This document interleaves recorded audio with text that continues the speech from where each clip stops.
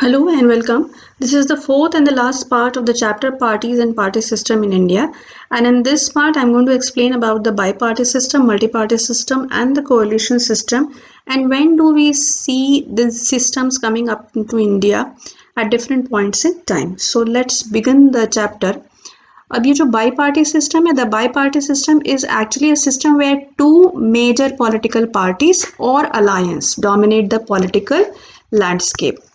Two major political parties or alliance system dominate the political landscape. इसका मतलब है कि कंट्री में दो मेजर पॉलिटिकल पार्टीज या अलायंस सिस्टम इमर्ज होते हैं. अब यहाँ पे एक बात ध्यान देनी है कि there is no D bar. ऐसा नहीं है कि other political parties can not exist. Okay, तो constitution allows political parties to be formed. ऐसा नहीं है कि कॉन्स्टिट्यूशन की तरफ से कोई पाबंदी है कि तीसरी पॉलिटिकल पार्टी या अलायंस सिस्टम इमर्ज नहीं होता है, हो सकता है. बट पॉलिटिक्स उस कंट्री की ऐसी हो जाती है कि एक तरह से पोलराइजेशन हो जाता है कि either the people are voting party A or they are voting party B. Okay, so the third party doesn't see any supporter, and because of that the third party or the third alliance becomes insignificant. और तब हम कहते हैं that it becomes that the system has become a bi-party system. ठीक है, तो इसमें जो एक पॉलिटिकल पार्टी जो मेजॉरिटी जिसके पास होगी वो बन जाएगी मेजॉरिटी पार्टी और the governing party, and the second party will become the opposition party. Okay, तो ऐसा सिस्टम्स का जो बेस्ट एग्जांपल है that is the United States. In United States there are two main political parties, Republican and the Democrat. And right now the elections of the president United States is going to happen very shortly. तो उसको I would suggest all of you to follow that very closely. बिल्कुल closely देखिए कि वो किस तरह से election जा रहा है, कैंपेन किस तरह से जा रहा है, क्या क्या उसमें मेन मुद्दे जो हैं वो उठ रहे हैं, टर्न ऑफ इवेंट्स क्या हैं. Because later in the debates when you will go there is a lot of comparison that is made between the presidential system of USA and the parliamentary system of India. और कई बार comparison बहुत ज़्यादा होता है, तो आपको पता होना चाहिए कि प्रेसिडेंट का इलेक्शन वहाँ किस तरह से होता है और इस बार किस तरह से हुआ. Okay, now in India politics if we talk about the bi-party system, दो समय ऐसा है जिसमें ये हमें साफ साफ दिखता है. One is between 1977 to 80. Janata Party and Congress. Now if you've seen my last video, part 3 of this chapter, and if you have not seen, please see that video. तो उसमें मैंने आपको ये बताया कि 71 में 67 Indira Gandhi did not win that much of majority that the Congress used to win, but in 71 Indira Gandhi won almost 3/4 of majority. और बहुत गाजे बाजे और ढोल ताशे के साथ वो पावर में आती हैं 71 में. उसके बाद 72 में असेंबली इलेक्शंस होते हैं जिसमें भी कांग्रेस की ही मिनिस्ट्री बनती है सारे स्टेट्स में. तो सेंटर में भी इंदिरा गांधी रूल कर रही थी और स्टेट्स में भी रूल कर रही थी. बट 73-74 तक आते आते स्थितियाँ, the condition in the country started deteriorating. बहुत तेजी से स्थितियां बदली, जिनका मैं पूरा डिटेल आपको दूंगी in the chapter democratic resurgence में. डेमोक्रेटिक रिसर्जेंस में हम लोग को नेशनल इमरजेंसी पढ़नी है डिटेल में, तब मैं आपको वो सारी चीजें बताऊंगी कि क्या क्या हुआ था. ओके, तो 73-74 तक जो स्थितियां थी वो काफ़ी बिगड़ती हैं. And in 75 Indira Gandhi imposes emergency. This emergency continues from 1975 to 1977 और 77 में होते हैं elections. So in the 77 elections Indira Gandhi was defeated. वो बहुत अनपॉपुलर हो गई थी लोगों के बीच में because of the emergency and because of the things that preceded, events that preceded emergency.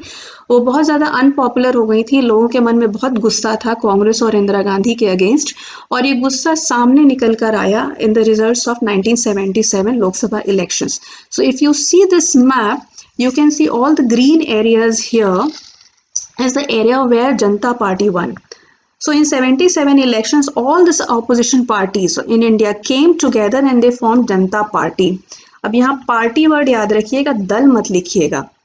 Janata Dal is different and Janata Party is different. Okay, so all the opposition parties came together, they formed the Janata Party, and Janata Party sweeps in northern India. अगर आप देखिए इस map को तो in UP all the seats are won by Janata party. Himachal Pradesh में कांग्रेस कुछ नहीं जीत रही है. पंजाब में कांग्रेस कुछ नहीं जीत रही है, राजस्थान में कांग्रेस कुछ नहीं जीत रही है, गुजरात में कुछ नहीं जीत रही है, बिहार में कांग्रेस लॉस्ट कंप्लीटली, उड़ीसा में भी in most of the parts Congress didn't win any seat.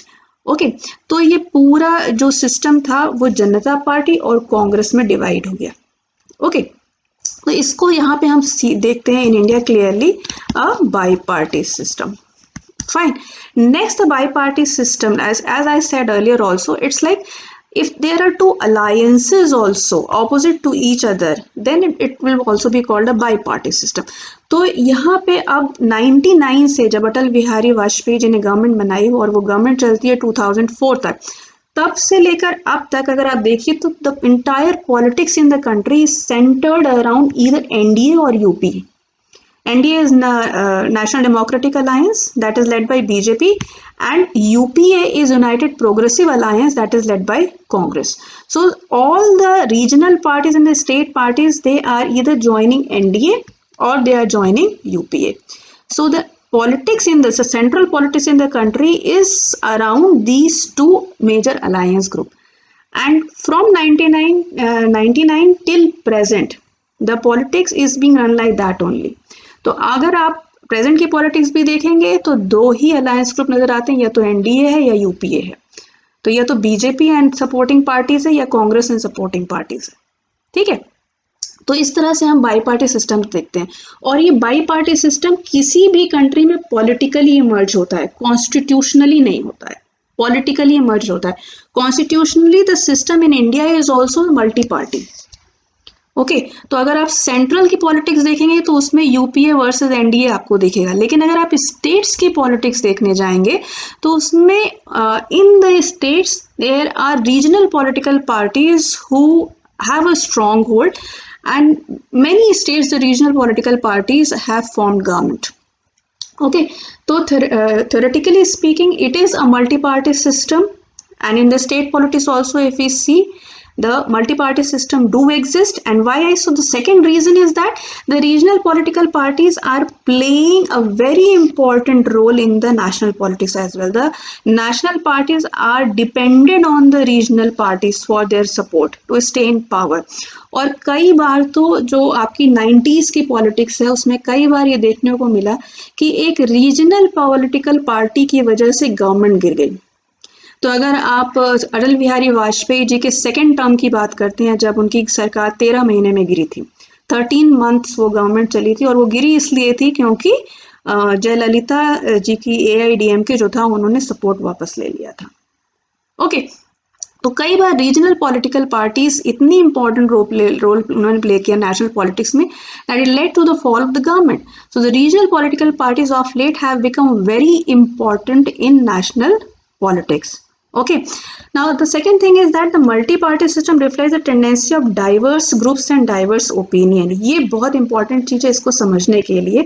देखिए, किसी भी कंट्री का, मैंने पहले भी कहा था फर्स्ट पार्ट में अपने इस चैप्टर के, कि अगर वो सिंगल पार्टी सिस्टम नहीं है तो कंट्री में बाई पार्टी सिस्टम होगा या मल्टी पार्टी सिस्टम होगा, डिपेंड करता है वैरायटी ऑफ ओपिनियंस की।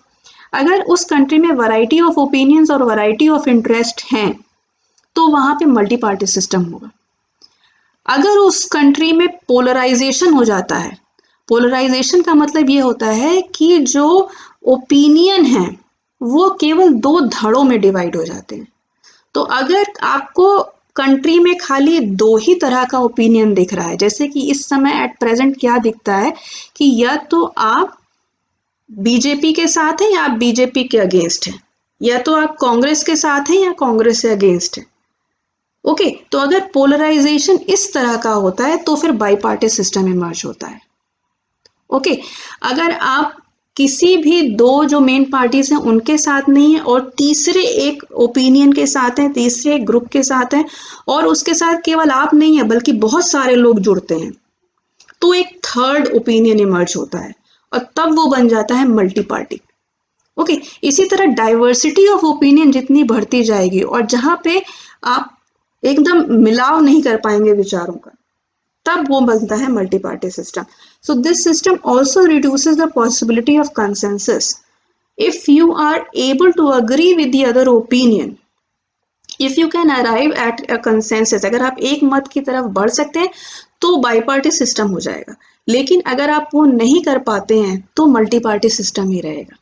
ओके और 90s के बाद की पॉलिटिक्स जो हम देखते हैं, in that politics in India there have been a lot of political parties coming up, because mainly because there have been a lot of issues, इतने ज्यादा इश्यूज हैं और उस पर इतने ज्यादा ओपिनियन है और सबके अपने अपने इंटरेस्ट हैं।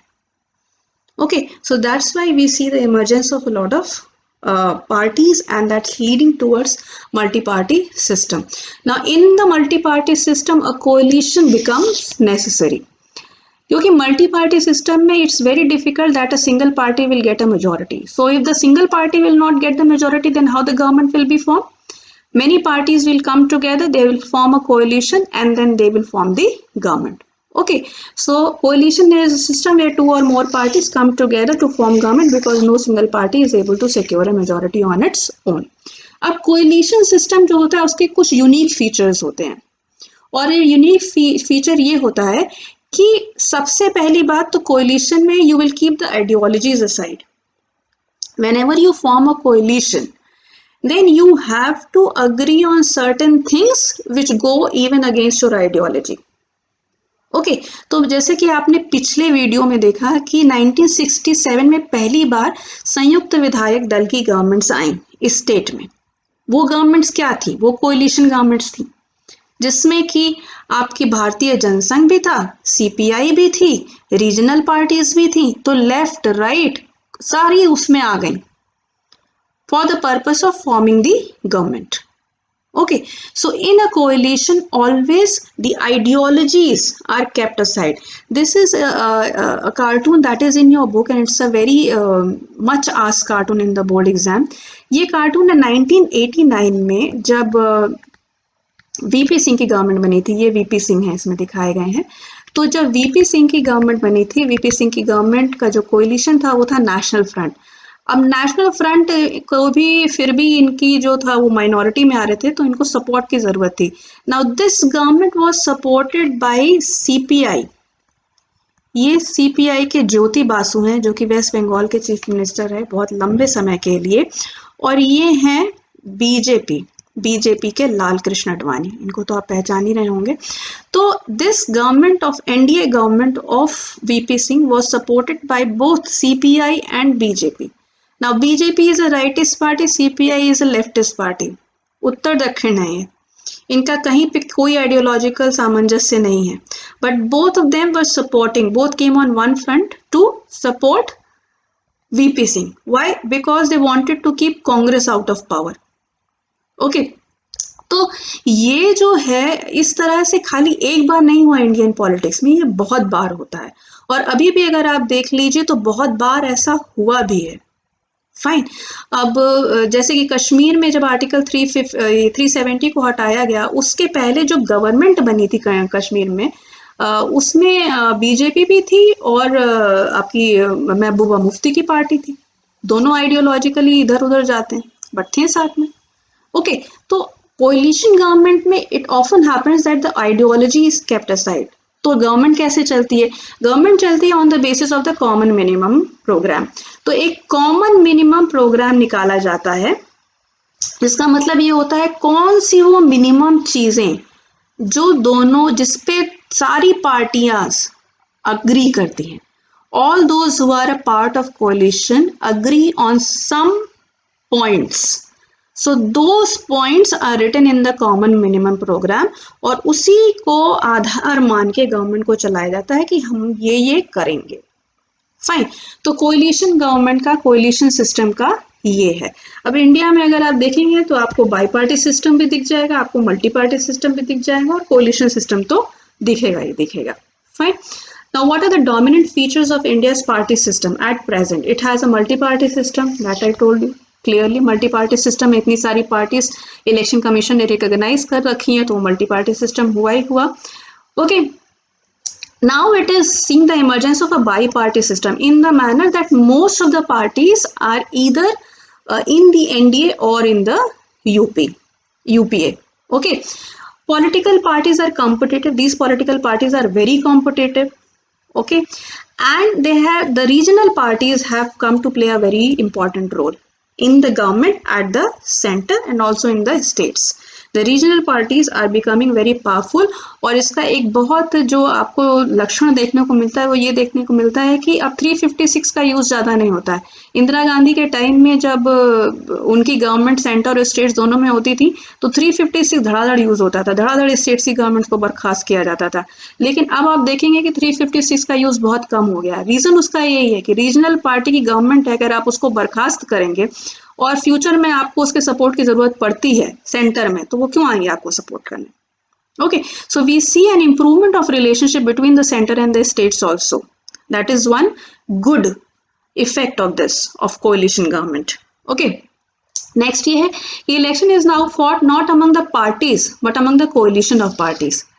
ये इलेक्शन के पहले ही कोलिशन बना लेते हैं। इसमें एक बहुत बड़ा कमीशन एक आया था और जजमेंट आया था, उसमें ये था कि अगर किसी भी पार्टी को मेजॉरिटी नहीं मिलती है इलेक्शन के बाद, तो जो प्रेसिडेंट हैं वो किसको बुलाएंगे गवर्नमेंट बनाने के लिए। तो उसमें कुछ स्टेप्स गिनाए गए थे। तो उसमें ये कहा गया था कि सबसे पहले वो उस कोलिशन को बुलाएंगे जो इलेक्शन से पहले बना था। तो अगर आप इलेक्शन में एक कोलिशन बना के साथ में जा रहे हैं और आपके कोलिशन को भी मेजॉरिटी मिल गई, तो भी आपको गवर्नमेंट बनाने का मौका दिया जाएगा। Okay, parties are focusing not on the single focusing on the single emotive issue. अब ऐसा देखा जा रहा है कि एक चुनावी नारा दिया जाता है, एक चुनावी मुद्दा दिया जाता है और उस पर पूरा इलेक्शन लड़ा जाता है। जैसे कि उसमें कुछ जो बिल्कुल पॉपुलर स्लोगन्स हैं, इसमें गरीबी हटाओ जो था इंदिरा गांधी का 1971 इलेक्शन में, ये बहुत फेमस हुआ था।